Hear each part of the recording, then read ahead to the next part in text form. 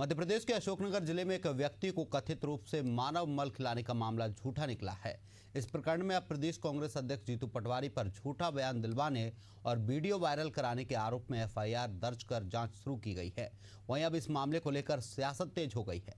भाजपा प्रवक्ता ने कहा कि जिस तरीके से समाज को बांटने वाली राजनीति करने का काम कांग्रेस कर रही है, बेहद शर्मनाक है। एक युवक को मोटरसाइकिल और उन चीज़ों का लालच देकर इस तरीके से झूठी शिकायत कराई गई। अब इसका सच सामने आ गया है। इस तरह की गंदी राजनीति से कांग्रेस बाज आए। वहीं कांग्रेस ने इस पर पलटवार करते हुए कहा कि समाज को न्याय दिलाने के लिए लड़ाई लड़ रहे जीतू पटवारी पर सरकार ने षड्यंत्र पूर्वक एफआईआर कराई है। पीड़ित युवक द्वारा पहले कलेक्टर और अन्य अधिकारियों से मामले की शिकायत की गई थी। जब वहां से न्याय नहीं मिला तब वह जीतू पटवारी के पास आया था। बीजेपी का यह कदम बेहद निंदनीय है। देखिए, मध्य प्रदेश में कांग्रेस पार्टी जमीनी मुद्दों के अभाव में आज इस प्रकार से स्वांग और छल कपट की राजनीति पर पूरी तरीके से उतारू हो चुकी है। जिस प्रकार से समाज में वर्गों को बांटने वाली राजनीति करते हुए जीतू पटवारी ने एक युवक से झूठा बयान दिलवाया, पुलिस में झूठी शिकायत दर्ज करवाई और जब पूरा प्रकरण निकल करके सामने आया तो स्थिति स्पष्ट हो गई कि षड्यंत्र की रचयिता ही कांग्रेस पार्टी थी। मल खिलाने का झूठा एक दावा करवाने वाली कांग्रेस पार्टी के ऊपर संबंधित युवक ने आरोप लगाया और शिकायत दर्ज कराई। कलेक्ट्रेट में बकायदा शपथ पत्र दे करके कि जीतू पटवारी ने मोटरसाइकिल और अन्य लालच दे करके इस प्रकार से उनसे कृत्य करवाया था। यह दिखाता है कि मध्य प्रदेश में कांग्रेस पार्टी लगातार जन सरोकार से दूर जा रही है। इसी प्रकार से कपट की राजनीति कांग्रेस पार्टी मध्य प्रदेश में करने का प्रयास कर रही है। वर्ग संघर्ष की स्थिति निर्मित करना चाहती है, समाज में वैन्यमस्य फैलाना चाहती है और स्वाभाविक तौर पर पुलिस और प्रशासन इस प्रकार की गतिविधियों के ऊपर लगातार नजर रखे हुए और कठोरतम कार्रवाई की जाएगी। जो एफआईआर दर्ज की गई है उसमें तमाम चीजें स्पष्टता के साथ वर्णित है।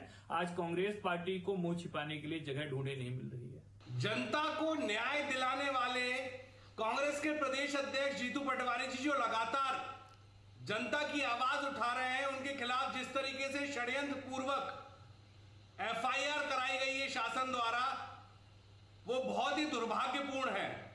जिस तरीके से वीडियो में साफ साफ दिख रहा है कि जीतू पटवारी जी एक पीड़ित की मदद के लिए बैठे हैं और पीड़ित अपनी व्यथा बता रहा है कि उसके साथ क्या क्या हुआ है।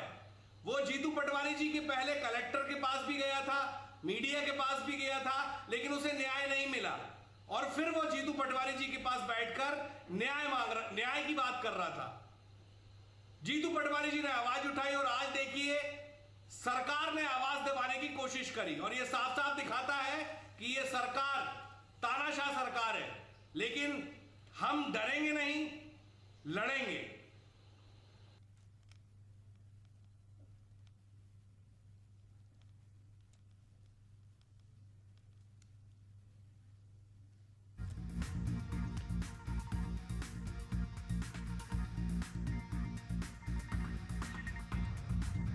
हमारे साथ मंजरी जैन है, बीजेपी प्रवक्ता अभिनव वरोलिया जी हैं, कांग्रेस प्रवक्ता। आप दोनों का ही बहुत बहुत स्वागत है एशियन न्यूज में। पहला सवाल मंजरी जी आपसे ही ले लेते हैं। आप कह रही हैं कि जो जीतू पटवारी करवा रहे हैं, झूठ बुलवाया गया था, उसे प्रलोभन दिया गया था। कांग्रेस की तरफ से बयान आया है, वो कह रहे थे कि पीड़ित उनके पास आया था, अपनी व्यथा सुनाई थी, इसको लेकर जीतू पटवारी ने उसका साथ दिया था।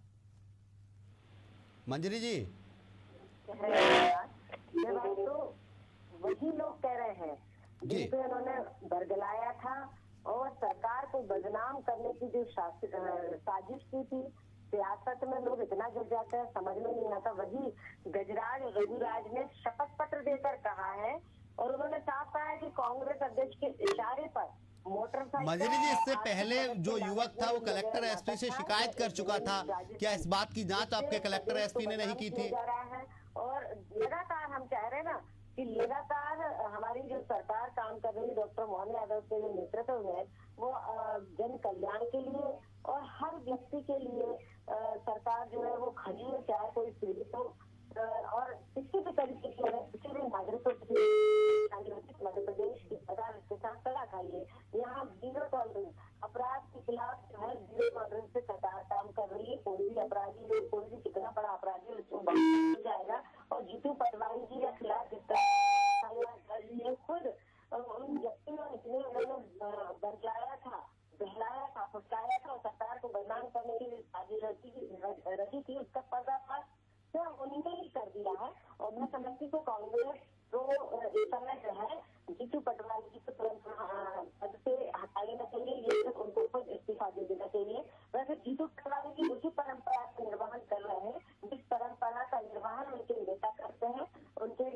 श्रेष्ठ और ज्येष्ठ वो मानते हैं, जिनकी वो पूजा अर्चना करते हैं, जिनकी शरण वंदना करते हैं, वो निकाय नीति लाइन पर चलते हैं। वो लाइन वहीं से शुरू होती है, उनके परिवार से शुरू होती है, तो उसी को वो आगे बढ़ा रहे हैं।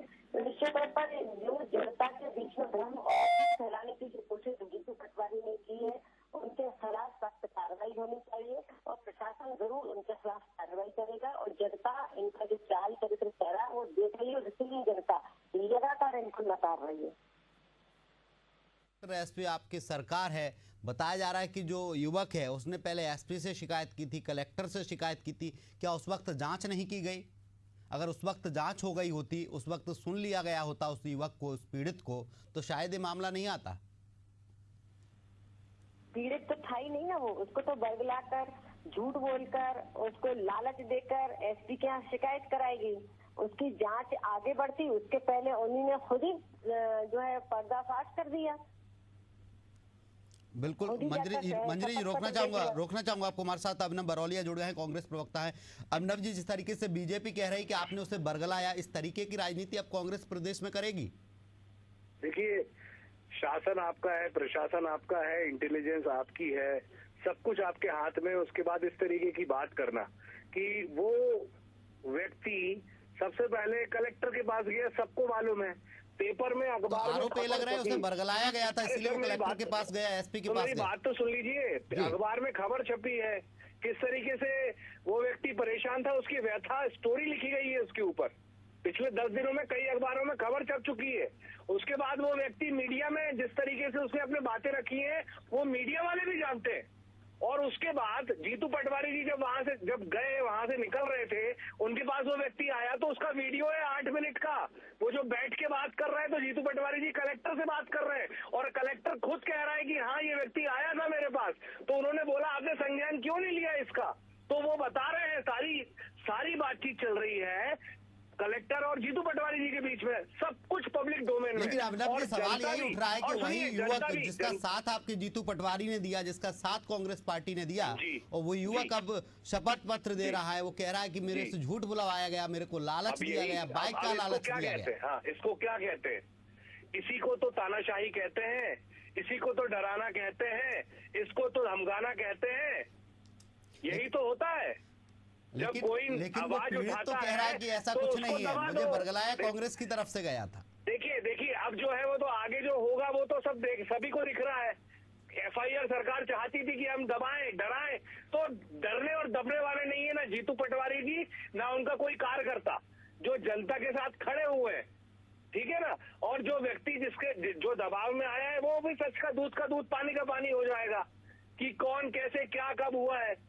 कहीं ना कहीं न्याय तो है, सच है इस दुनिया में, ठीक है। भाजपा सच को खत्म करना चाहती है, लेकिन सच इस धरती से कभी खत्म नहीं होगा। अब तो पता लगेगा अभिनव जी कि सच क्या है और झूठ क्या है। मंजरी जी हमारे साथ बीजेपी प्रवक्ता जान लेते हैं, बीजेपी प्रवक्ता मंजरी जी हैं।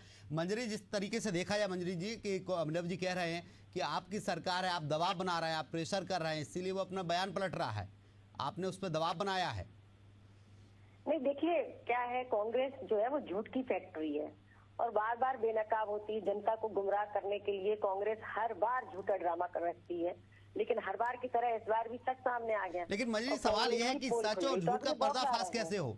आप कह रहे हैं कि कांग्रेस झूठ बोल रही, कांग्रेस कह रही है कि बीजेपी झूठ बोल रही है, फिर सच कौन बोल रहा है? नहीं, सच वो लोग बोल रहे हैं जिन्होंने शपथ पत्र दिया है। वो व्यक्ति बोल रहे हैं खुद जाकर कि उनको लालच दिया और उनको मोटरसाइकिल और आर्थिक जो है पैसे देने की जो बात की गई है, वो खुद उन्होंने शपथ पत्र में लिख कर दी है। इसमें बीजेपी कहाँ कुछ कह रही है? नहीं तो व्यक्ति तो वो पहले आरोप भी लगा रहा था, वही व्यक्ति ने मल खिलाने की बात भी कही थी, व्यक्ति वही तो है, आरोप पहले उसी ने लगाए हैं। मैं भी वही कह रही हूँ कि व्यक्ति वही है और वो ये बता रहा है और उसने बाकायदा शपथ पत्र दिया है। शपथ पत्र के माध्यम से उसने कहा है कि हमारे ऊपर दबाव बनाया गया, हमको प्रलोभन दिया गया और इसलिए हमने इस तरीके की शिकायत दर्ज कराई थी, लेकिन ये सब झूठ है। इसके बाद भी कांग्रेस को शर्म आना चाहिए। जीतू पटवारी जी को तो तुरंत इस्तीफा दे देना चाहिए था। इस तरीके की सस्ती राजनीति कर रहे हैं, निचले स्तर की राजनीति कर रहे हैं, बार बार सरकार को बदनाम करने की जो कोशिश करते हैं, बार बार नाकाम हो जाते हैं। मजरी सरकार आपकी है, आप चाहे जांच करा सकती हैं, निष्पक्ष जांच हो जाए तो दूध का दूध पानी हो जाए कि नहीं, झूठा कौन है। हमेशा हर कोई भी किसी भी तरीके का अपराध घटना हो उसकी जांच जो है वो निष्पक्ष ही होती है और इसकी भी जांच होगी, ऐसा नहीं है। लेकिन अभी जो फिलहाल में जो पीड़ित था जिसने शिकायत दर्ज कराई थी, जो शिकायत करता था उसने तो शपथ पत्र दे दिया ना। अब शपथ पत्र के आगे और क्या।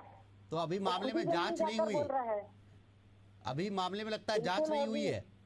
बिल्कुल होगी, जांच होगी ना, क्यों नहीं होगी। जीतू पटवारी जी ने जितने इल्जाम झूठे भारतीय जनता पार्टी और सरकार को बदनाम करने के लिए लगाए हैं और कांग्रेस के नेताओं ने सब की जांच है। आप देख लीजिए ना, राहुल गांधी जी बार बार माफी मांगते हैं गलत बयानबाजी करके, देश को जब बदनाम करके आते हैं बार बार देश की धरती पर सब कुछ नहीं कहते, पाकिस्तान का एजेंडा चलाते हैं, तो उनके नेताओं की परिपाटी रही है। बिल्कुल रोकना चाहूंगा, अभिनव जी हमारे साथ हैं, उनसे सवाल ले लेते हैं। मंजरी जी आपको रोकना चाहूंगा अब, भारत माता को बदनाम मंजरी जी रोकना चाहूंगा आपको।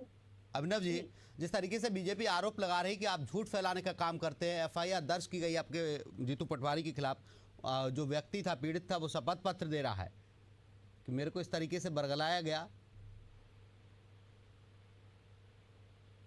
अभिनव जी आवाज आ रही कि मेरी? लगता है अभिनव जी से संपर्क नहीं हो रहा है। मंजरी जी हमारे साथ जुड़ी तमाम चर्चा के लिए आपका बहुत शुक्रिया।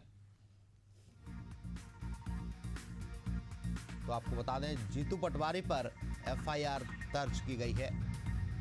अब इसको लेकर सियासत जारी है।